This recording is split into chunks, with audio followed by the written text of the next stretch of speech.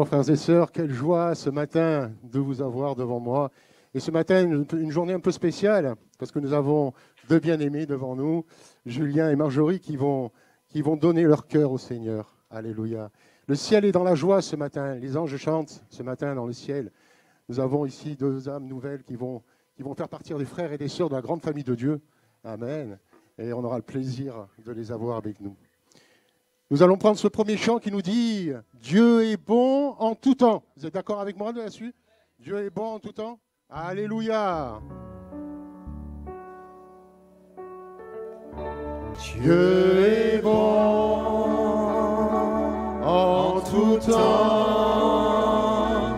à travers la nuit, sa lumière jaillit. Alléluia. Dieu est bon. Dieu est bon en tout temps. Dieu est bon en tout temps. Il a mis ce chant de louange en moi. Dieu est bon en tout temps. À travers la nuit, sa lumière jaillit. Dieu est bon. Dieu est bon en tout temps. Dieu est bon en tout temps. Il a mis ce chant de louange en moi. Dieu est bon en tout temps. À travers la nuit, sa lumière jaillit. Dieu est bon. Dieu est bon en tout temps. Si tu marches dans les ténèbres et que l'ombre t'envahit, ne crains pas, il te guide et il te protégera. Il a promis d'être avec toi, jamais il ne t'abandonnera. Dieu est bon en tout temps. Il a mis ce chant de louange en moi. Dieu est bon en tout temps. À travers la nuit, sa lumière jaillit. Dieu est bon. Dieu est bon en tout temps. Nous étions si indignes, mais il est mort pour nous tous. Il nous remplit de son esprit. Maintenant nous déclarons que son amour dure à jamais et sa bonté pour l'éternité. Dieu est bon en tout temps. Il a mis ce chant de louange en moi. Dieu est bon en tout temps. À travers la nuit, sa lumière jaillit. Dieu est bon. Dieu est bon en tout temps. Même si je ne comprends pas tous les plans formés pour moi, ma vie est dans ses mains. Et à travers les yeux de la foi, je vois Dieu est bon en tout temps. Il a mis ce chant de louange en moi. Dieu est bon en tout temps. À travers la nuit, sa lumière jaillit. Dieu est bon.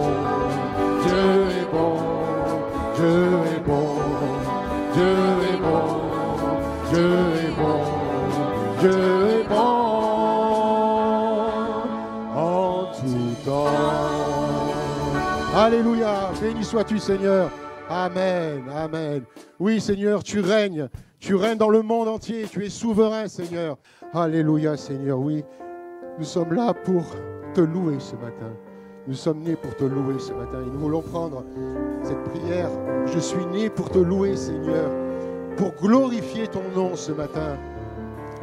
En toutes circonstances, apprendre à te dire merci. C'est vrai Seigneur, nous pouvons rencontrer dans nos vies des fois des difficultés, souvent des fois malheureusement des difficultés, mais nous ne nous empêchons pas de lui dire merci. Parce que le Seigneur, il est toujours près de nous. Il ne nous abandonne jamais. Il est là, à côté de nous, à chaque instant. Et quand on a des épreuves dans la vie, il est là pour nous fortifier, nous rendre encore plus forts. Mais il ne nous abandonne jamais. Et nous voulons lui dire ce matin, oui, je suis né pour te louer. Apprendre à te dire merci, à t'aimer, Seigneur. Il faut pour t'adorer, mon Dieu. Nous sommes là ici pour louer, adorer notre Dieu.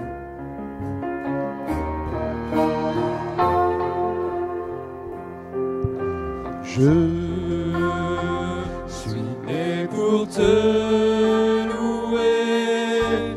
Je suis né pour glorifier ton nom. En toutes circonstances, apprendre à te dire merci. Je suis né pour t'aimer. Je suis né pour t'adorer, mon Dieu.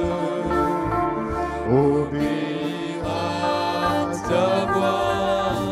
Je suis fait pour toi.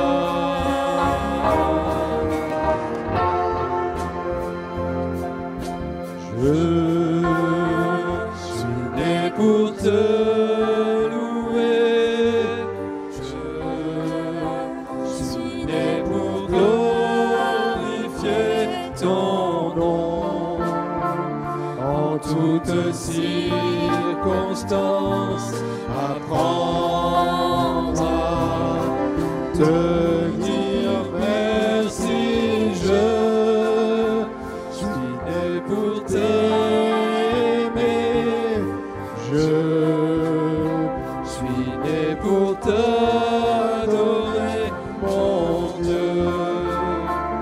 Obéir à ta voix.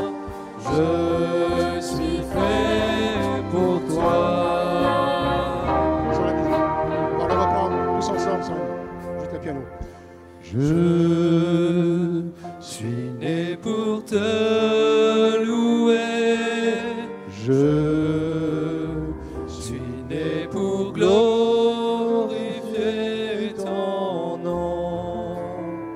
En toutes circonstances, apprendre à te dire merci. Je suis né pour t'aimer. Je suis né pour t'adorer, mon Dieu. Obéir à ta voix. Je suis fait pour toi. Alléluia. Béni sois-tu, oui, nous sommes là pour te louer ce matin. Oui, nous sommes nés pour te louer, t'adorer, Seigneur Jésus.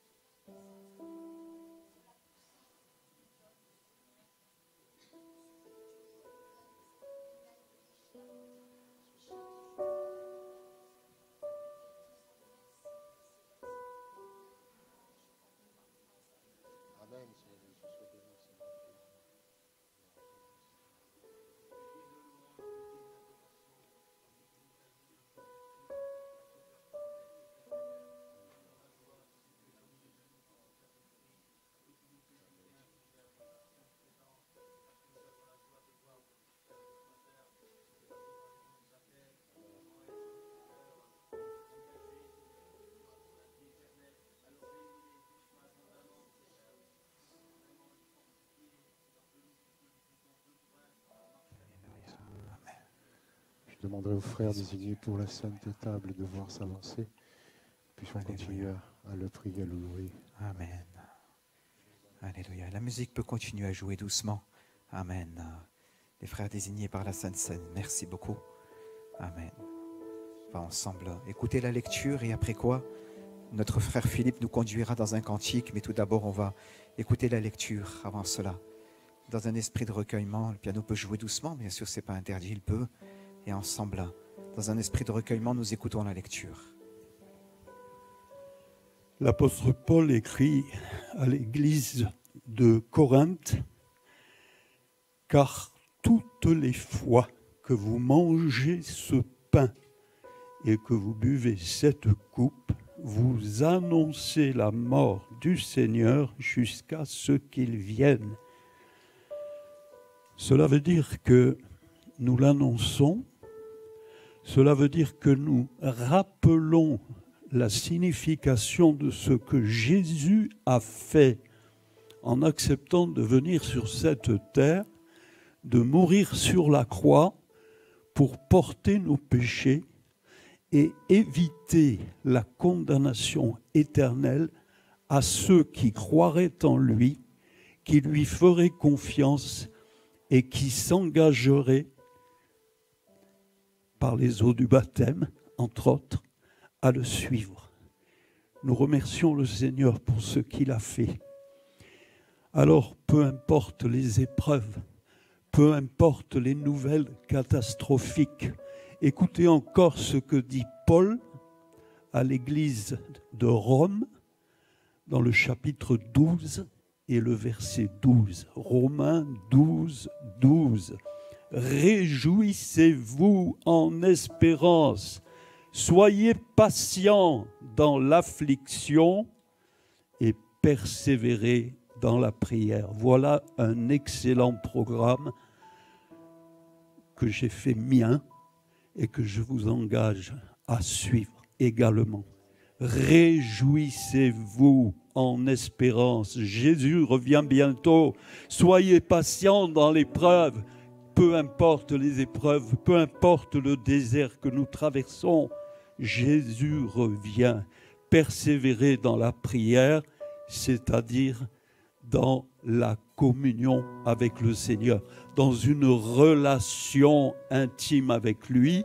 Nous n'avons pas besoin de religion, nous avons besoin d'une relation avec le Seigneur.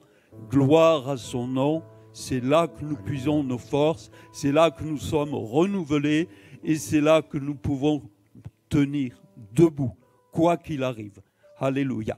Seigneur, nous te remercions. Merci de bénir ce pain, ce vin. Merci de bénir ces instants. Nous te rendons grâce au nom de Jésus. Sois loué, sois adoré. Amen. Alléluia. Merci Seigneur.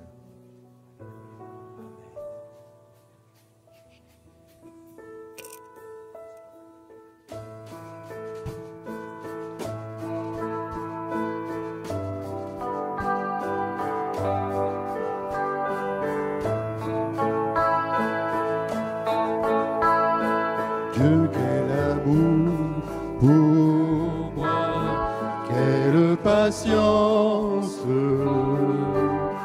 tu as conduit vers toi mon ignorance. Comment pouvais-je alors saisir ce que ton cœur voulait offrir? Un si grand miracle, un don si précieux, ta mort à la Pâque nous ouvre les yeux. Ton salut remplace ma condamnation, mon péché s'efface par ta rédemption. Loué sois-tu, Dieu Tout-Puissant.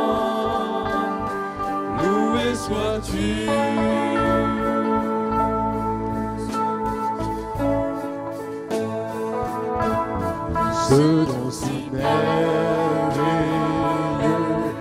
comment le vivre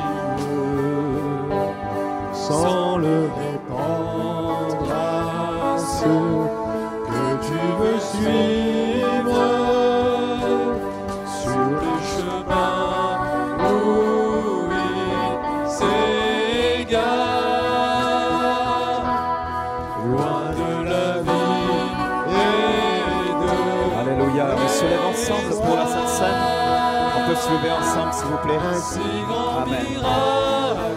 Alléluia. Ensemble, prenons le repas du Seigneur avec action de grâce et reconnaissance pour ce qu'il a accompli pour nous. Si nous nous sommes engagés avec lui par les eaux du baptême, célébrons ce matin aussi le repas du Seigneur. Alléluia. Ma condamnation, mon péché s'efface par ta rédemption. Loué sois-tu, Dieu Tout-Puissant. Loué sois-tu. Dieu, quel amour pour moi, quelle patience tu as conduit vers toi mon ignorance. Comment pouvais-je alors saisir ce que ton cœur voulait offrir? Un si grand miracle, un don si précieux, ta mort à la Pâque nous ouvre les yeux. Ton salut remplace ma condamnation, mon péché s'efface par ta rédemption. Loué sois-tu, Dieu Tout-Puissant. Loué sois-tu, loué sois-tu, Dieu Tout-Puissant. Loué sois-tu. Alléluia. Continuons à élever nos voix, louons notre Seigneur. Alléluia. Amen. Jésus. Alléluia. Seigneur. Amen. Continuons à bénir Dieu quelques Alléluia. instants au son de la musique.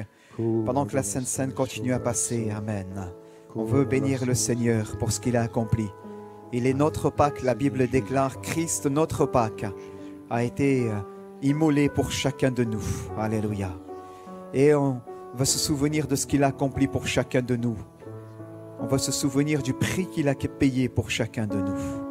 Comme le peuple hébreu dans le pays d'Égypte avait été délivré de la servitude et protégé de l'ange exterminateur la nuit de Pâques, grâce au sang qui était déposé sur les poteaux et le linteau des portes.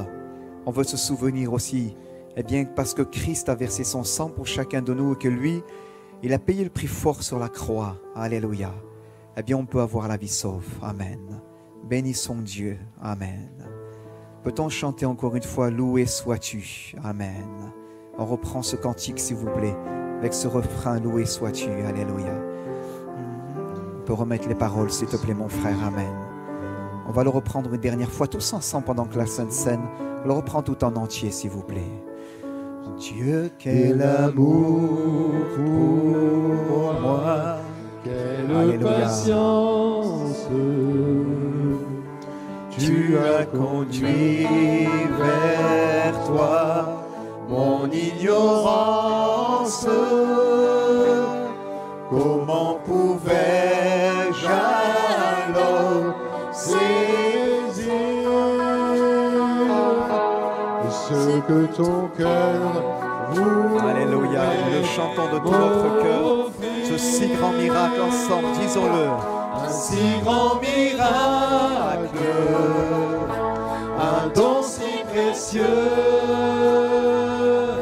ta mort à la Pâque nous ouvre les yeux, ton salut remplace ma condamnation, mon péché s'efface par ta rédemption. Alléluia, disons encore un si grand miracle. Un si grand miracle, un don si précieux, ta mort à la Pâque nous ouvre les yeux, ton salut remplace ma condamnation, mon péché s'efface par ta rédemption. Loué sois-tu, Dieu Tout-Puissant. Loué Redisons encore sois-tu, loué sois-tu ensemble. Redisons loué sois-tu. loué sois-tu, Dieu Tout-Puissant. Loué sois-tu, Dernière fois ensemble, loué sois-tu. loué sois-tu, Dieu Tout-Puissant. Loué sois-tu. Alléluia. On bénit notre Dieu. Amen. On peut l'acclamer.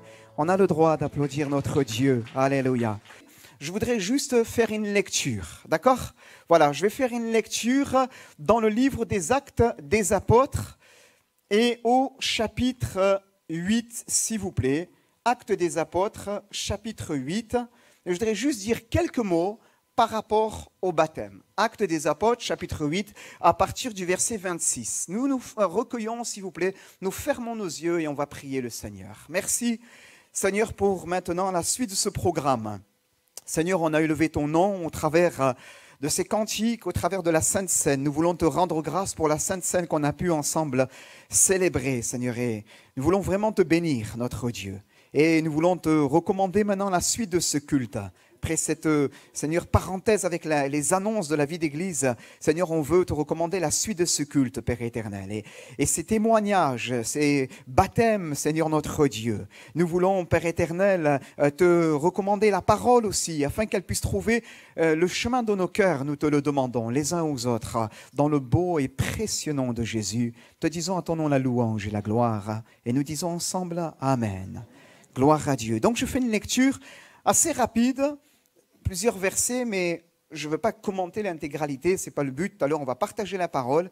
Mais avant de laisser la place à un premier témoignage, je veux donc aussi dire quelques mots sur ce qu'est le baptême. Un ange, donc acte 8, verset 26, un ange du Seigneur adressa la parole à Philippe. « Lève-toi et va du côté du midi sur le chemin qui descend de Jérusalem à Gaza, celui qui est désert. » Il se leva et partit, et voici un Éthiopien, un eunuque, haut fonctionnaire de Candace, reine d'Éthiopie, et le surintendant de tous ses trésors, donc c'est le ministre des Finances, rien que ça, était venu à Jérusalem pour adorer. Il s'en retournait assis sur son char en lisant le prophète Ésaïe. L'Esprit dit à Philippe, avance et rejoins ce char. Philippe accourut et entendit l'Éthiopien qui lisait le prophète Ésaïe et lui dit, comprends-tu ce que tu lis? Il répondit, comment le pourrais-je si quelqu'un ne me guide? Et il invita Philippe à monter s'asseoir avec lui. Le passage de l'écriture qu'il lisait était celui-ci. Il a été mené comme une brebis à l'abattoir et comme un agneau muet devant celui qui le tond, il n'a point ouvert la bouche. Dans son humiliation, son droit a été supprimé et sa génération, qui la racontera car sa vie est supprimée de la terre. L'eunuque prit la parole et dit à Philippe, je te prie, de qui le prophète dit-il cela? De lui-même ou de quelqu'un d'autre? Alors Philippe ouvrit la bouche et commençant par ce texte, il lui annonça la bonne nouvelle de Jésus. Comme ils continuaient leur chemin, et ils arrivèrent à un point d'eau, et l'eunuque dit, « Voici de l'eau, qu'est-ce qui m'empêche d'être baptisé ?» Philippe dit, « Si tu crois de tout ton cœur, cela est possible. » L'eunuque répondit, « Je crois que Jésus-Christ est le Fils de Dieu. » Il ordonna d'arrêter le char. Tous deux descendirent dans l'eau, Philippe ainsi que l'eunuque, et il, à savoir Philippe, le baptisa. Quand il fut remonté hors de l'eau, l'Esprit du Seigneur enleva Philippe et l'eunuque ne le vit plus, alors que, joyeux, il poursuivait sa route. Amen. Voilà, simplement dire quelques mots par rapport à ce passage avant de laisser la place à nos baptisés. Voyez-vous, le baptême, c'est un acte, l'Écriture nous dit, d'obéissance. D'obéissance. Et la Bible nous dit que celui qui croira et qui sera baptisé sera sauvé. Et la Bible nous montre que les premiers chrétiens, les premiers hommes, les premières femmes qui en grand nombre avaient entendu le message de la bonne nouvelle et qui croyaient, eh bien, répondaient nécessairement à cet acte de foi par un geste qui était celui du baptême d'eau par immersion. Nous voyons, il y a eu un premier baptême qui était celui de Jean. Jean, on va inviter les gens les gens sans faire de jeu de mots, la population à se repentir, Jean le Baptiste, à se repentir, et il va les baptiser pour beaucoup dans le Jourdain. Et l'Écriture nous dit eh bien, qu'il était venu pour annoncer quelqu'un d'autre qui était plus grand que lui, qui était avant lui, et il va dire lui-même dont il n'était pas digne de délier la courroie de ses souliers en se baissant, à savoir le Seigneur Jésus. Et voilà que Jésus arrive. Le message de la bonne nouvelle est prêché à toute la création, à tout le royaume d'Israël connu à ce moment-là, et bien au-delà des frontières. Et ce message, repentez-vous, car le royaume des cieux s'est approché de vous, eh bien, va bouleverser les gens. Ces gens vont entendre ce merveilleux message de l'Évangile. « Venez à moi, vous tous qui êtes fatigués et chargés, et je vous donnerai du repos. » Ces gens vont entendre ce merveilleux message de l'Évangile, à savoir eh bien, qu'il y avait une bonne nouvelle pour leur vie, qu'ils n'étaient pas appelés, on va en parler tout à l'heure, eh bien, à être juste là, et errants dans l'histoire de l'humanité, comme des électrons libres qui s'agitent ça et là, mais qu'il y avait un Créateur qui les aimait, qui avait un plan parfait pour eux et qui avait donné ce qu'il avait de plus cher, Jésus. Et Jésus est là, il annonce ce message, repentez-vous car le royaume des cieux est proche, venez à moi vous tous qui êtes fatigués et je vous donnerai du repos. Il annonce un message d'espérance eh bien pour non seulement sa génération mais pour toutes les générations à venir. Amen. Et ce message d'espérance eh bien va se traduire par un acte d'obéissance pour celui et celle qui a placé sa foi en lui, eh bien c'est celui du baptême. Amen. Baptême par immersion, comme j'aime à le dire à chaque fois, c'est important, bien aimé, à chaque fois qu'on a un baptême, qui n'est pas une mode à la sauce américaine. Parce que parfois, on a cru, à tort, à cause des médias, eh bien, que le baptême que les évangéliques pratiquaient était quelque chose de tout récent, à la rigueur du début du siècle dernier, parce que quelques excités aux États-Unis avaient connu quelques mouvements de réveil et ça s'avait propagé dans tout le monde et ils étaient en train de réécrire ou de redessiner le christianisme. Pas du tout. Le baptême par immersion est quelque chose de profondément et fondamentalement biblique. Nous le voyons dès l'origine de la Bible, dès l'origine des évangiles et on le voit pratiqué dans le livre des Actes des Apôtres. Et ce baptême par immersion, bien-aimés, marque un avant et un après. Et ces bien-aimés qui vont se faire baptiser ce matin, donc qui sont avec nous, Julien et Marjorie, à travers de cet engagement de foi qu'ils vont faire, eh bien, est là pour marquer eh bien, un acte d'obéissance avec le Seigneur. Avec le Seigneur. Ils ont rencontré Jésus dans leur cheminement personnel et maintenant leur désir, c'est eh bien, d'aller plus loin avec lui. Quelqu'un dira, mais peut-être l'un ou l'autre a déjà été baptisé étant enfant. Nous sommes dans une société judéo-chrétienne, catholique, un héritage est là. Et pour beaucoup, effectivement, peut-être la majeure partie de cet auditoire, il y a effectivement un héritage religieux, une pratique qui a été faite. Mais la Bible nous dit, bien-aimés, que le baptême est l'engagement d'une bonne conscience envers Dieu. C'est quelque chose qui doit être pratiqué à l'âge adulte, à l'âge de raison pour être plus juste. C'est quelque chose que l'on fait en tout état de conscience. Les bébés, nous ne les baptisons pas, nous les présentons à Dieu comme le Fils Jésus lui-même a été présenté au temple. Mais aux adultes qui viennent et qui entendent le message de l'Évangile, nous leur disons que c'est la suite logique. Le baptême, c'est l'engagement d'une bonne conscience envers Dieu. Quelque chose que l'on pratique à l'âge de raison. Pourquoi? Eh bien, par immersion, est-ce simplement pour annuler quelque chose qui aurait été peut-être reçu à un instant T dans leur histoire ou dans votre histoire? Pas du tout. C'est pour y pratiquer ce qui est biblique. Baptême d'eau par immersion. Quand on regarde dans le grec, il y a là un jeu de mots entre le mot baptême et immerger. C'est exactement au sens littéral. Le baptême comprend l'idée d'immerger un corps dans l'eau. D'immerger un corps dans l'eau. Il ne comprend pas l'idée d'asperger, il comprend l'idée d'immerger. Et si Dieu a voulu cette notion dans l'engagement dans le baptême, à savoir que le corps doit être immergé littéralement dans l'eau, ce n'est pas pour faire une fantaisie, bien-aimé.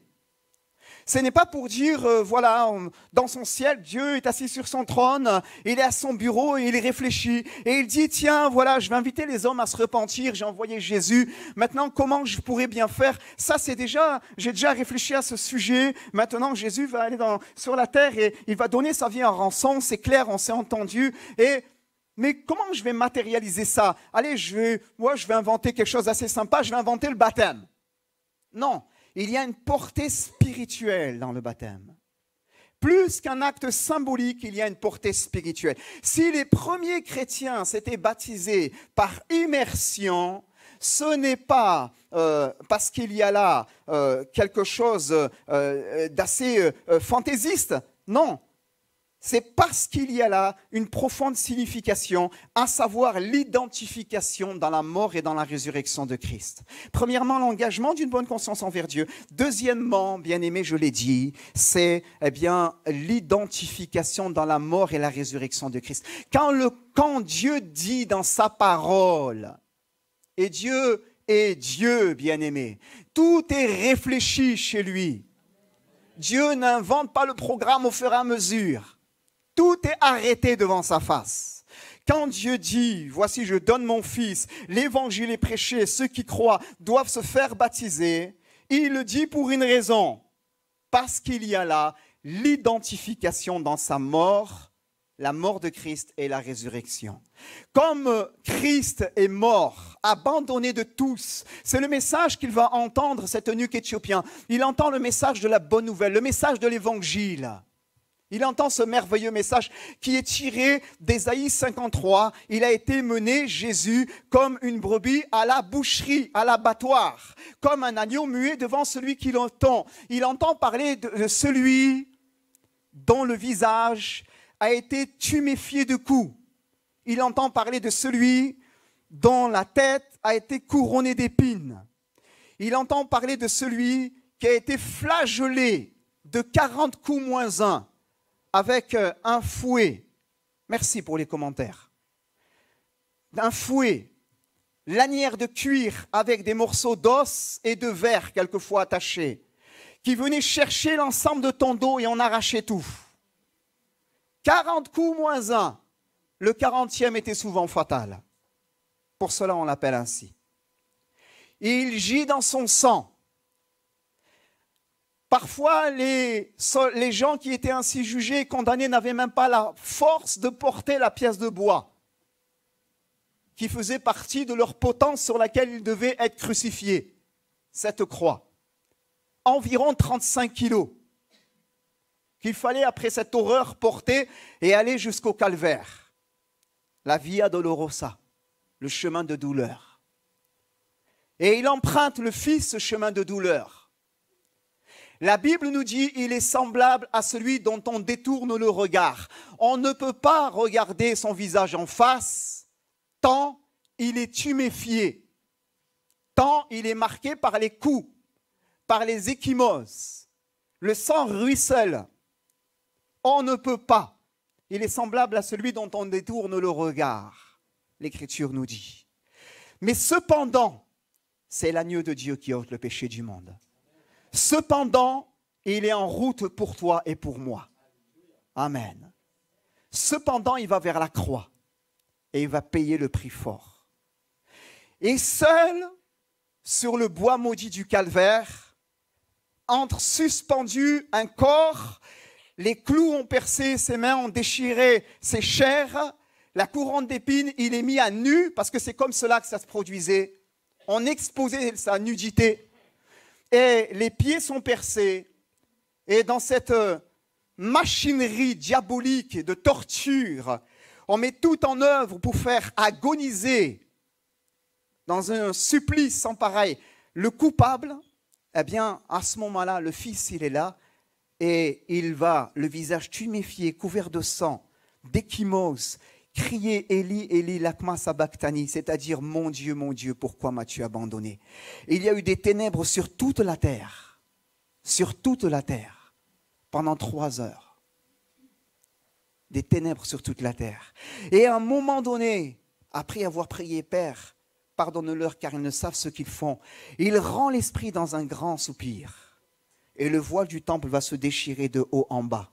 Symbole de la nouvelle alliance que Dieu est venu accomplir en Jésus-Christ. Maintenant, nous avons une libre entrée dans la présence de Dieu par la route nouvelle et vivante qu'il a inaugurée au travers du voile, c'est-à-dire littéralement de sa chair.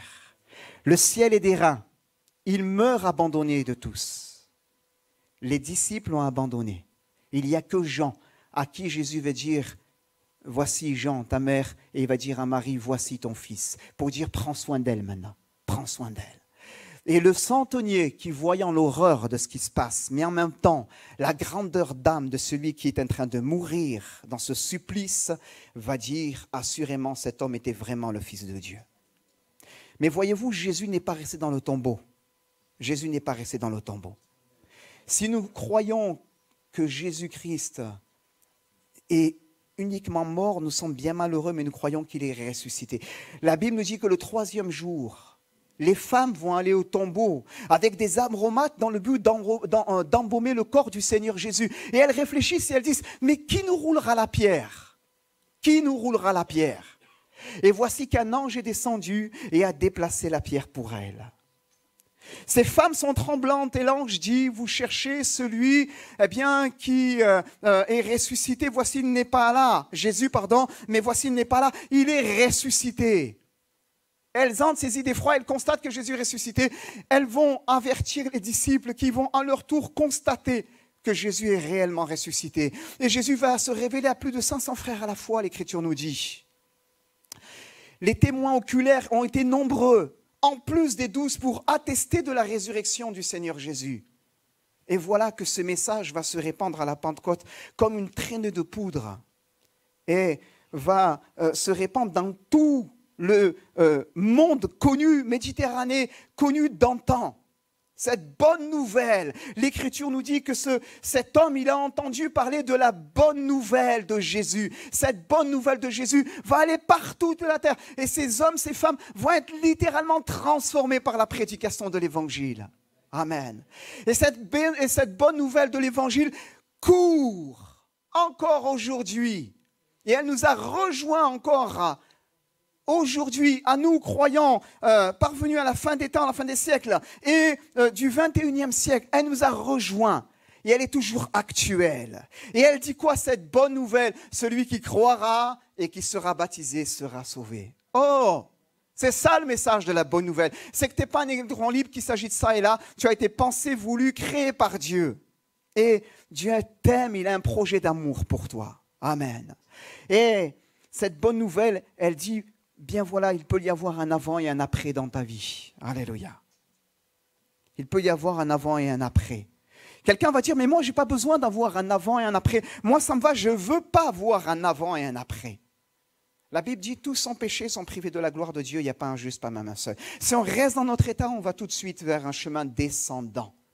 un chemin qui nous mènera irrémédiablement vers la séparation d'avec Dieu. Pourquoi? Parce que tous sont péchés et sont privés de la gloire de Dieu. Le problème n'est pas que tu commets des péchés, le problème est que tu es un pécheur. Le problème est que je suis un pécheur. C'est que tu es une pécheresse. Le problème, c'est notre nature. Et Christ est venu offrir sa vie en rançon pour chacun de nous, afin que dans sa mort et dans sa résurrection, le problème du péché soit réglé. Il y a un avant et il y a un après. Il y a ce que le premier Adam a perdu dans le jardin d'Éden par sa désobéissance. Le péché est entré dans le monde. Le premier homme est chassé du jardin. Et il y a le second Adam, ce que lui accomplit, Jésus-Christ. Il donne sa vie en rançon pour chacun de nous, pour régler la dette du péché. Vous savez, quand il dit « tout est accompli », c'est littéralement « tetelestai », ça veut dire « la dette est payée ». Amen. C'est ce qu'on a posé en bas des factures dans l'Empire romain. La dette est payée. Amen.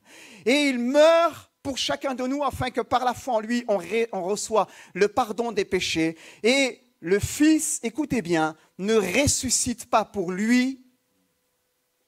lui-même, parce que le Fils n'a pas besoin de mourir et de ressusciter, mais il ressuscite pour nous, afin que par la foi en lui, nous puissions avoir cette espérance que nous avons chantée. Amen. Avoir cette espérance que nous avons chantée. Et Dieu, par le baptême, lorsque le corps, et j'en reviens, je ne me suis pas éloigné du sujet, bien-aimé, lorsque le corps est plongé, c'est dans la mort de Christ qu'il est plongé. C'est dans la mort de Christ qu'il est plongé, dans ce qu'il a accompli, dans cette agonie, dans ce prix qu'il a payé. Il est plongé dans cette réalité. Et lorsque le corps ressort, c'est dans la résurrection de Christ et dans l'espérance d'avoir part à cette même résurrection au dernier jour. Amen. Qu'il ressort de l'eau. Amen. Et quand Dieu dit, voilà le baptême comme je le veux, voilà l'engagement comme je le veux, ce n'est pas une fantaisie. C'est pour marquer quelque chose de profondément spirituel. Ce n'est pas un symbole, c'est un acte avec une portée spirituelle. Amen. Qui fait qu'il y a un avant et qu'il y a un après. Julien, Marjorie, vous gardez la même date de naissance. Ne vous inquiétez pas, vous n'allez pas refaire le livret de famille. Tout va bien. Mais il y a une date qui est écrite dans le ciel lorsqu'on s'engage avec Jésus. Il y a une date qui est écrite dans le ciel. Un avant et un après. Nous sommes siens. Dans le ciel, rien d'impur ne rentrera. On vit dans un monde où on s'accommode de tout. On s'accommode de tout. Et on pense que Dieu est comme nous et qu'il s'accommodera de tout. Mais je vous le dis, dans le ciel, rien d'impur ne rentrera. Dieu est mort pour nous en Jésus-Christ.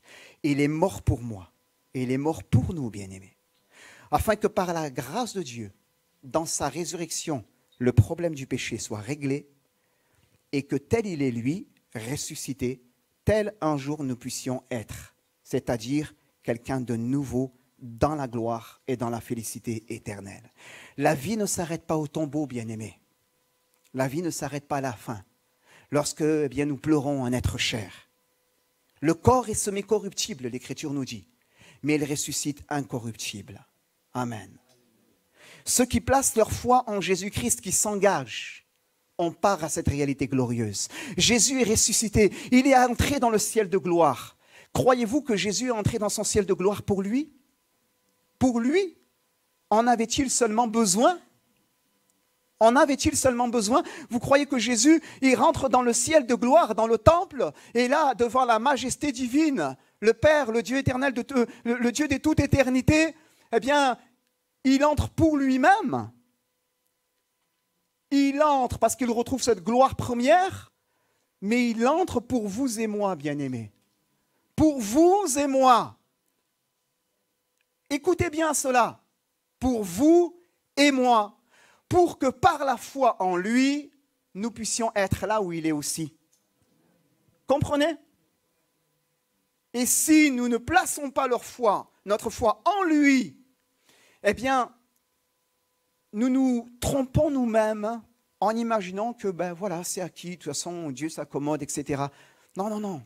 Le péché, c'est sérieux. Dieu a eu a dû donner ce qu'il avait de plus cher pour résoudre ce problème-là. Et dans la foi, dans la mort et la résurrection du Fils, eh bien Dieu nous permet eh bien, de pouvoir hériter de cette réalité céleste, devenue en lui, l'Écriture nous dit, de nouvelles créatures. Les choses anciennes sont passées, englouties dans l'eau. Voici toutes choses sont devenues nouvelles. Amen. Et je termine en disant cela, le baptême, bien aimé, il y a beaucoup de choses à dire, mais je veux m'arrêter là-dessus. Eh bien, voyez-vous, le baptême, n'est pas une finalité en soi, mais c'est le commencement d'une belle et longue route, aventure avec le Seigneur Jésus. L'Écriture nous dit eh bien, que quand l'eunuque va se faire baptiser, eh bien, et qu'il va sortir de l'eau, il est dit ces mots, joyeux, il poursuivait son chemin. C'est le vœu de mon cœur pour vous, Marjorie et Julien. C'est le vœu de mon cœur pour vous. Je fais des vœux dans le Seigneur. C'est que par la grâce de Dieu, vous puissiez aller de l'avant avec lui. Amen. Dans ce chemin de l'existence joyeux, à la suite de cet homme qui a rencontré le Sauveur, joyeux vous aussi de pouvoir poursuivre à la suite de ce merveilleux Sauveur. Amen. Le chemin ne sera pas un chemin bordé de pétales de rose, sans difficulté. On a notre lot de difficultés ici-bas, mais celui qui a fait la promesse, celui qui nous a appelés les fidèles, il ne nous lâche pas. Amen. Il ne nous lâche pas. Il a fait une alliance par le sang avec nous, celui de son Fils Jésus. Ce n'est pas pour nous dire, mais maintenant tu ne comprends rien, mais moi je fais ça. Non, il ne nous lâche pas. Et quand on ne va pas bien, quand on est découragé, il est là fidèle, il nous tend tellement secourable. Amen. Pourquoi? Parce qu'il nous aime passionnément. Et parce que son projet n'est pas un projet qui se mesure à l'échelle de cette vie seulement, aussi belle soit-elle, mais à l'échelle de l'éternité. Afin que là où nous y soyons aussi, il a déclaré, je m'en vais vous préparer une place. Amen. Que Dieu donc vous bénisse, que Dieu nous bénisse tous ensemble. Amen. Et on va juste prier sur sa parole et on va laisser les témoignages. Merci Père éternel maintenant pour, Seigneur, ta parole, ces quelques mots d'exhortation qui ont été dits, d'explication concernant le baptême. Cette signification profondément spirituelle qu'il y a. Seigneur, maintenant, Père éternel, je prie dans le nom de Jésus, afin que toi, eh bien, tu puisses, Seigneur, parler au cœur de chacun. J'ai juste déposé ta parole comme cela, Seigneur. Et je prie que cette parole puisse cheminer dans le cœur de chacun et permettre à chacun de réfléchir vraiment devant toi. Et dire, eh bien oui, ça, je ne l'avais jamais entendu de dire de cette manière-là. Jamais entendu cette explication. Ça m'intéresse, ça me pose question, je veux en savoir plus. Seigneur, je prie qu'il en soit ainsi, qu'on puisse nourrir une vraie réflexion personnelle pour aller vers ce chemin que toi, parfaitement, tu as tracé pour chacun de nous. Merci, Père, d'étendre ta bonne main. Bénis la suite, Père éternel, de ces baptêmes et ces beaux témoignages qu'on va entendre à ton nom, la louange et la gloire. Amen. Jour de joie, jour de victoire, il est en sa main d'en haut. Me retire des grandes eaux, il me saisit et me délivre. L'Éternel est mon appui, devant tous mes ennemis. Dieu se lève avec éclat, et il marche devant moi. Amen. Parfait. Voilà, gloire à Dieu. Alors, mon épouse, elle m'a dit, tu ne vas pas reprêcher, tu as déjà prêché, tu as été long. Donc, non, vous inquiétez pas. Tout à l'heure, c'était le hors-d'œuvre. Vous savez, aujourd'hui, je fais un menu en 2 parties aujourd'hui. Ne vous inquiétez pas, je n'allais pas repartir dans une prédication classique, mais je souhaitais, merci pour les musiciens, je pense qu'on ne va pas reprendre un cantique, peut-être tout à l'heure, juste en terminant joyeusement. Je souhaitais, si vous pouvez rester, vous pouvez, hein, néanmoins, enfoncer le clou par rapport à ce que j'ai dit tout à l'heure. Et les témoignages que nous avons entendus ce matin, celui de Marjorie et celui de Julien, viennent aussi corroborer ce que j'avais prévu de vous dire ce matin. Voilà. Non pas que tout à l'heure, ce n'était pas prévu, c'était là aussi. J'aime aussi, vous le savez, lorsqu'il y a des baptêmes, asseoir la signification profonde du baptême. Je ne le fais pas systématiquement. J'essaye de le faire autant que faire se peut, parce que je pense que c'est important dans une société qui se déchristianise de rappeler eh bien, les valeurs bibliques de ce que sont le baptême, de ce qu'est le baptême. C'est important.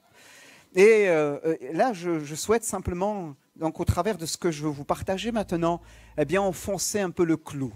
Enfoncer le clou.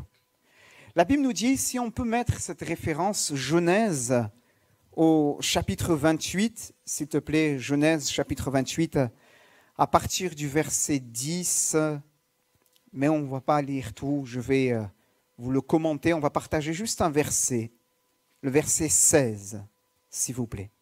Genèse chapitre 28 et le verset 16. Et je voudrais, à partir de là, eh bien, enfoncer le clou de ce que j'ai pu dire déjà en amont, mais aussi conclure en laissant une pensée de Dieu sur vos cœurs. La Bible nous dit dans ce passage qu'un homme qui s'appelle Jacob, veuillez m'excuser, Jacob va s'éveiller de son sommeil et va dire « Certainement l'Éternel est présent dans cet endroit et moi, je ne le savais pas. Certainement l'Éternel est présent dans cet endroit ou encore dans ce lieu et moi, je ne le savais pas. » On a entendu parler de songes dans le témoignage de Marjorie. On a entendu parler de songes. La Bible nous dit, bien-aimés, eh bien, que Dieu parle tantôt d'une manière et tantôt d'une autre. La Bible rajoute, et c'est le drame, que cependant l'homme n'y prend point garde. Cependant l'homme n'y prend point garde.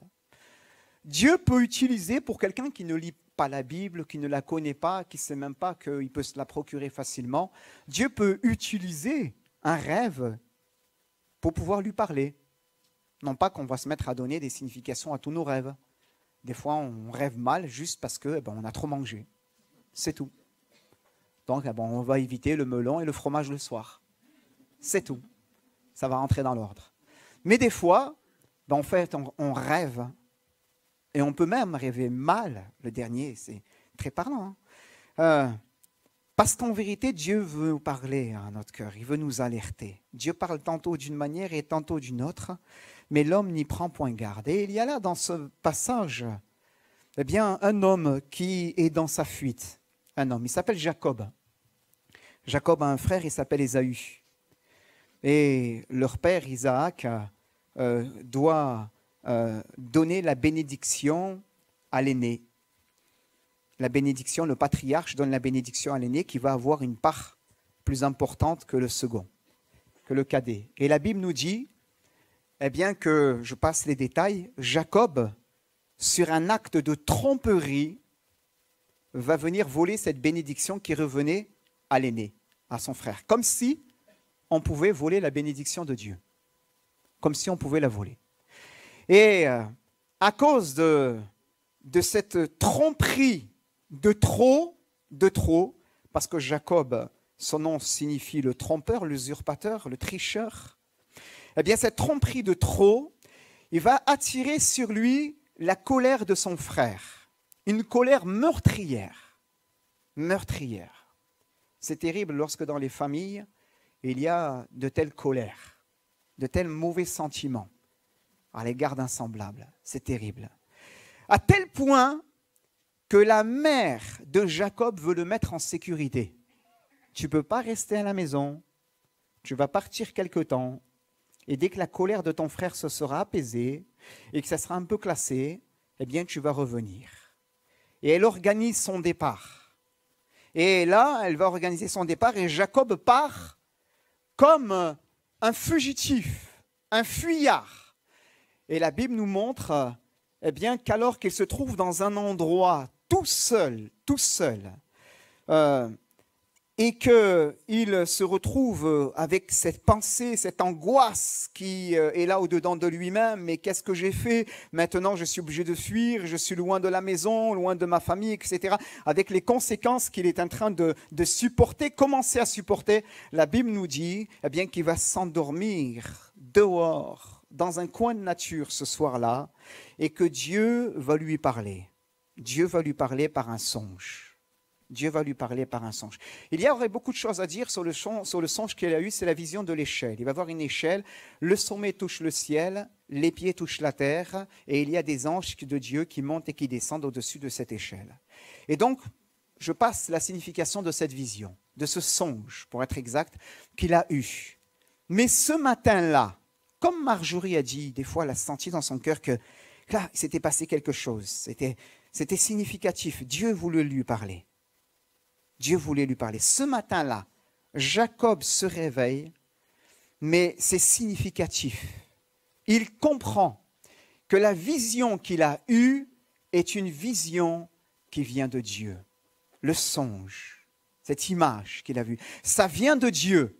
Et il se lève alors qu'il est fugitif et il va avoir peur, il est saisi de frayeur, de crainte au-dedans de lui-même et il dit « Certainement l'Éternel est en ce lieu et moi je ne le savais pas. » Amen.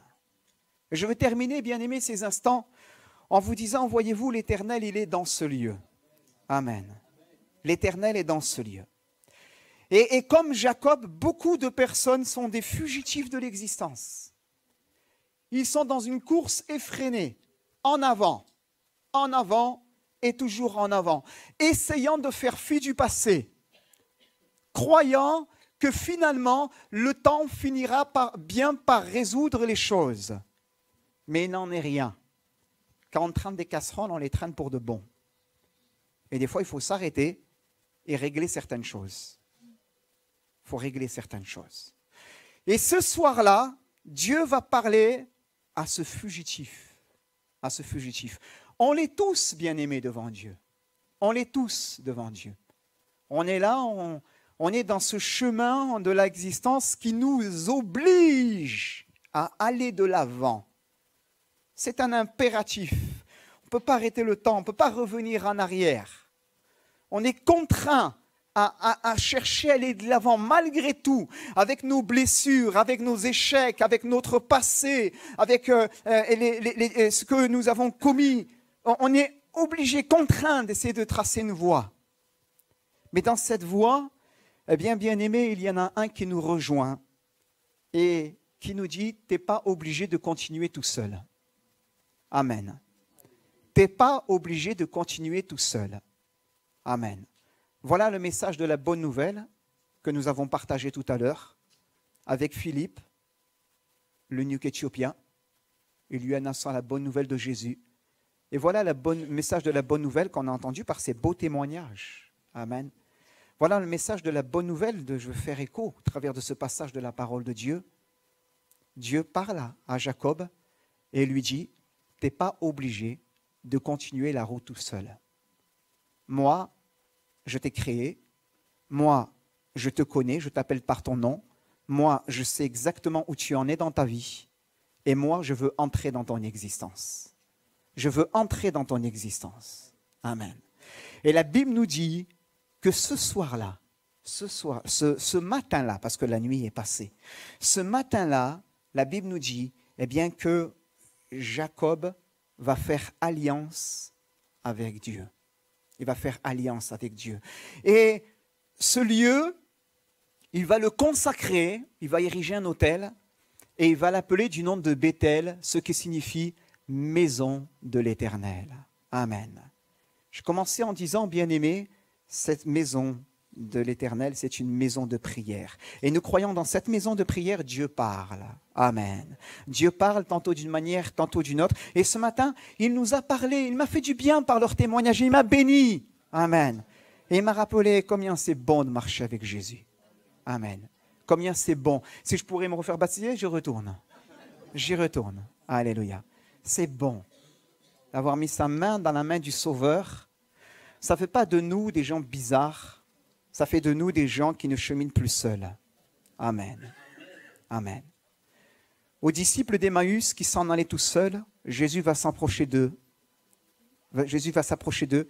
Leurs yeux sont empêchés de le reconnaître et il va parler à leur cœur. Amen.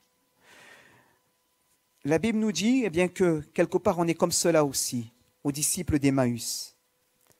À ce paralytique qui est couché sous une piscine, un lieu un peu particulier qu'on appelle Bethsaïda. Je vais pas rentrer dans les Bethesda, pardon. Je ne vais pas rentrer dans les détails de ce passage. Jean chapitre 5. Jésus s'approche et cet homme va dire, je suis tout seul.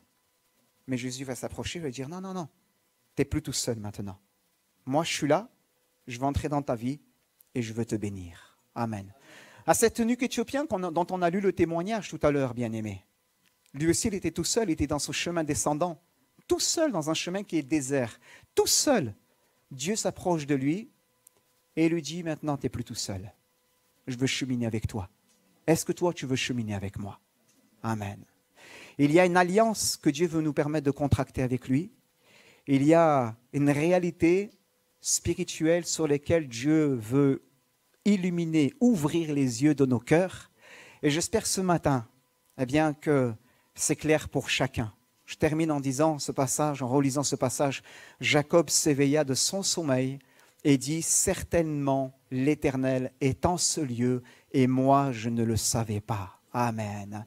Aujourd'hui, bien-aimés, nous pouvons dire par la foi, et j'espère que vous pouvez le dire avec moi, oui, l'Éternel est en ce lieu et maintenant je le sais. Amen. Maintenant je le sais parce que je l'ai découvert comme eux deux, parce que j'ai découvert cette foi, parce que, et si ce n'est pas encore le cas, je ne peux t'encourager à aller de l'avant et à croire à ce message de la bonne nouvelle, amen, de Jésus et à faire ta propre expérience. Alléluia.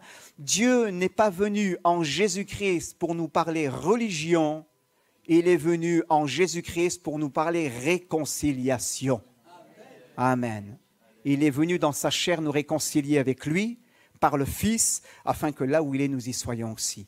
Certainement, l'Éternel est en ce lieu et je prie qu'il ait bien une réalité pour chacun et que nous puissions dire, avant je ne le savais pas, mais maintenant je le sais.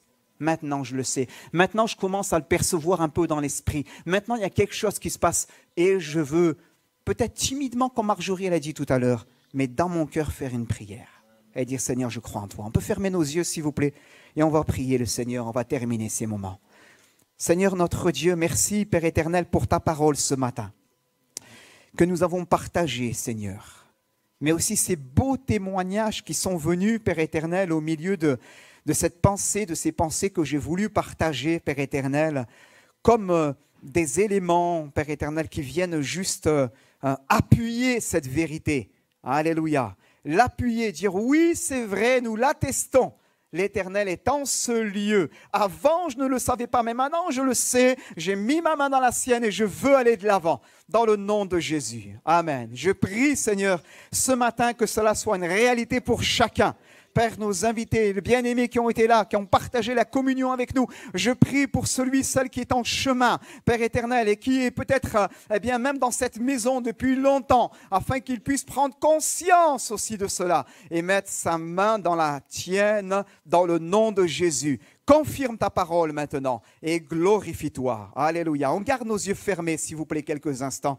On garde nos yeux fermés. Amen. Notre sœur, s'il te plaît, tu vas nous jouer quelque chose de doucement.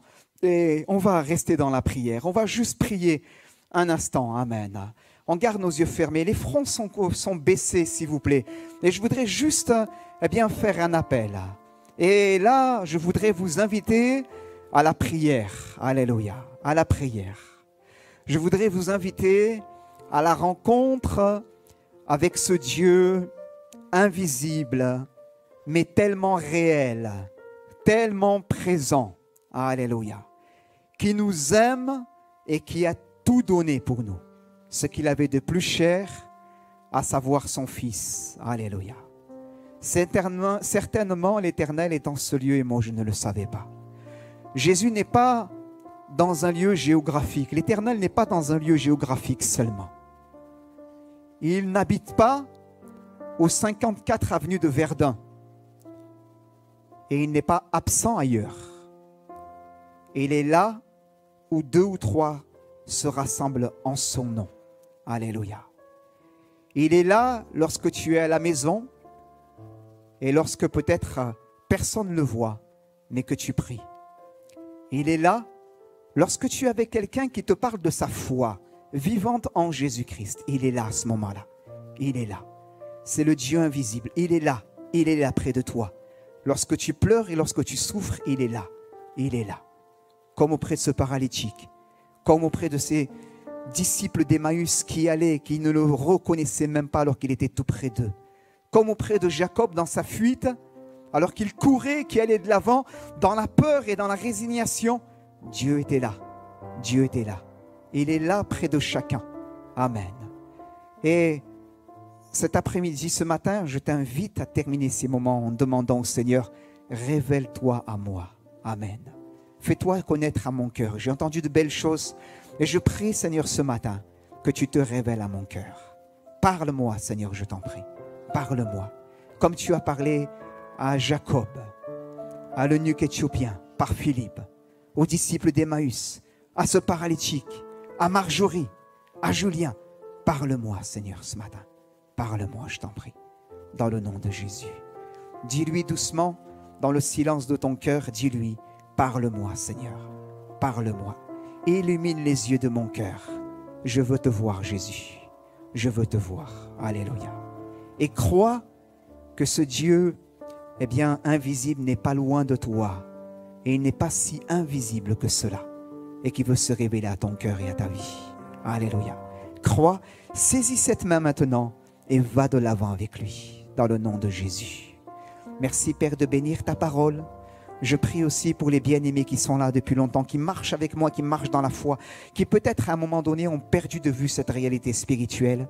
Je prie afin que dans le nom de Jésus, tu mets ton divin collier sur nos yeux, sur leurs yeux, afin qu'ils te voient, toi briller, le Dieu plein de splendeur et de majesté. Alléluia. Seigneur, merci, Père éternel. Tu ne nous as jamais abandonnés. Mais Seigneur, tu nous as un jour appelés et nous voulons marcher à ta suite. À ton nom la louange et à ton nom la gloire. Nous te bénissons et nous disons ensemble Amen.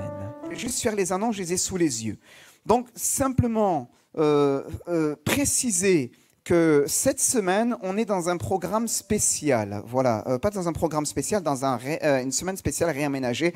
Donc ce mardi, il n'y aura pas la réunion dans ce lieu à 14h30 parce que je serai avec quelques bien-aimés dans la vallée de la Roya. Voilà, vous savez que grosso modo, si l'emploi du temps nous le permet, la météo, on essaie d'aller une fois par mois dans l'arrière-pays pour pouvoir assurer une réunion de maison là-bas.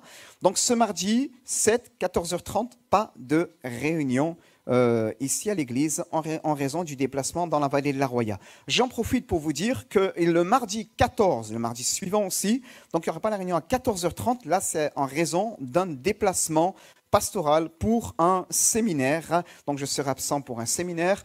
Donc pour cela, c'est les 2 mardis consécutifs à 14h30, il n'y aura pas la réunion. Merci donc d'en prendre note.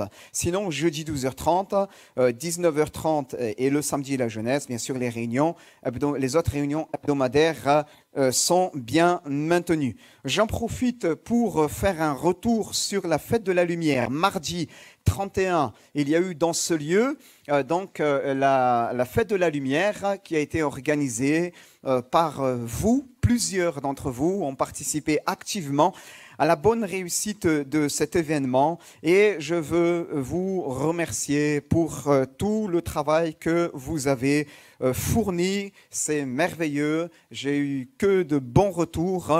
Merci pour toute l'équipe. Je ne vais pas nommer parce que sinon je risque d'oublier quelqu'un et c'est ce que je ne veux pas. Mais merci à toute l'équipe du GIB, à ceux même qui ne font pas partie du GIB mais qui étaient présents et qui ont mis la main à la pâte pour pouvoir permettre la bonne réussite de cet événement. Voilà, c'est un sujet d'action de grâce. C'est toujours mieux d'avoir des enfants qui sont déguisés en je ne sais trop quoi. Ça permet de aussi bénir au travers de cet événement notre génération. Samedi prochain, il y aura un rassemblement régional de jeunesse à l'église de Toulon-la-Valette. Donc là aussi, donc ça passe au rythme des slides, mais je les ai sous les yeux. Donc à Toulon-la-Valette et là aussi l'information a été transmise aux jeunes et ils attendent plus de 400 jeunes qui vont être rassemblés là-bas, je pense plus de 450, peut-être 500 et on veut prier pour la bonne réussite de ce camp. Voilà, c'est important de prier de cette rencontre de jeunesse, de réunion, le matin à 9h30, l'après-midi à 15h. Et on veut prier vraiment pour la bonne réussite de cette journée aussi. La semaine dernière, il y a eu aussi, je ne l'ai pas dit, mais il y a eu le week-end dernier, plusieurs de nos ados accompagnés de certains jeunes qui sont allés à Gap aussi pour le week-end ADN. On a eu un très bon retour. Des ados qui ont été visités par Dieu, baptisés dans le Saint-Esprit. Amen. C'est une bonne chose. Vous êtes d'accord avec moi?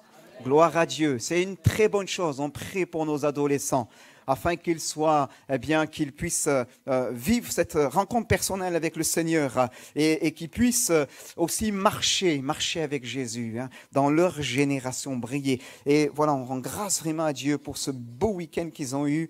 Ça a été un week-end merveilleux, intense, de belles réunions.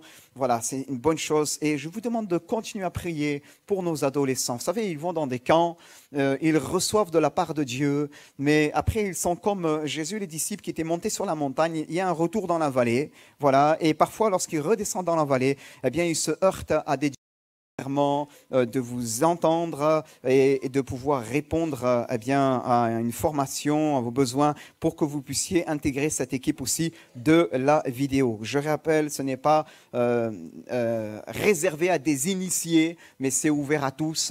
Si vous avez à cœur, c'est un service qui vous intéresse ou même vous êtes curieux, vous voulez en savoir plus, allez voir Philippe, s'il vous plaît. Merci beaucoup. Voilà.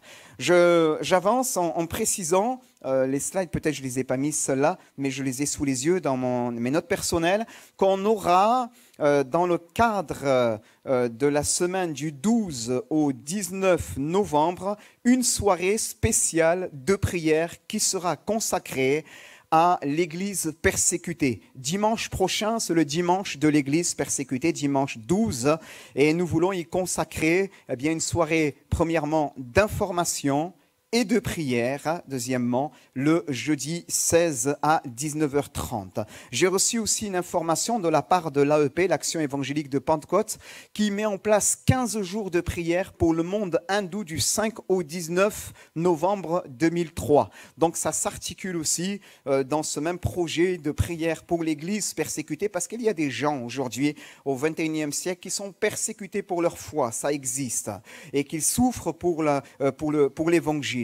Et donc, l'AEP met parallèlement un temps de prière. Et donc, là aussi, on joindra ces sujets concernant l'Inde à cette soirée spéciale pour l'Église persécutée le jeudi 16. Donc, merci de garder cela. Voilà, bien-aimés, j'en ai fini.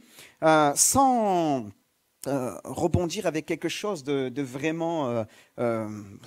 j'allais dire, de vraiment léger, secondaire. Je veux juste dire que, on parle de l'Église persécutée, c'est un sujet tellement important, et voilà. Mais je veux juste dire au niveau de la vie de l'Église aussi, que Dieu voulant, à la fin du mois de décembre, pour donner une dernière information, on va sonder les uns les autres pour pouvoir organiser une longue veille, le 31 décembre. D'accord ? Ça fait quelques années qu'on n'a pas fait une longue veille ensemble pour ceux et celles.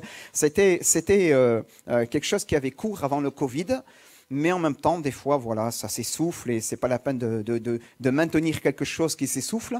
Mais au vu du grand succès qu'a rencontré cette soirée du mardi 31, les bien-aimés qui étaient là, pas simplement des enfants, des adultes qui avaient envie de se rassembler, tout cela, ça est venu simplement conforter aussi un sentiment que j'avais dans mon cœur, c'est que voilà, j'avais dans le cœur le projet de proposer à l'Église de faire une longue veille, pourquoi pas le 31 au soir. Voilà. Donc vous allez recevoir il y aura une feuille qui sera mise à disposition dans les semaines à venir pour pouvoir vous inscrire, et après quoi on organisera tout cela. Mais je vous le dis assez tôt, parce que ça permet à chacun de pouvoir réfléchir sur ce sujet et de pouvoir dire si vous êtes présent ou pas, pour pouvoir organiser tout cela. Voilà.